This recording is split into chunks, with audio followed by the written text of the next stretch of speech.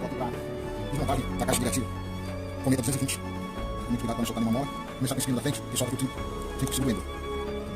Um pino, ó. Já soltei aqui o trinco. Tem uma molinha aqui. Leva essa molinha pra cá e segura o pino. Tá segurando ela. Só pra ver também a posição aqui dentro.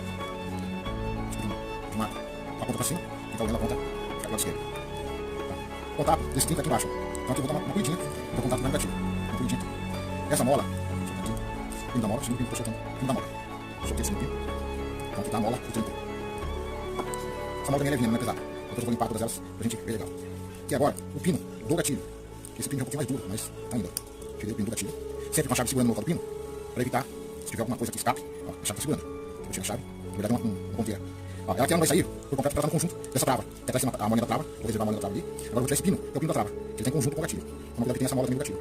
Tirei o pino da trava. Agora vou tirar todo o conjunto. Ó. Aqui tá solto. A mola mais pesada desse gatilho é essa mola.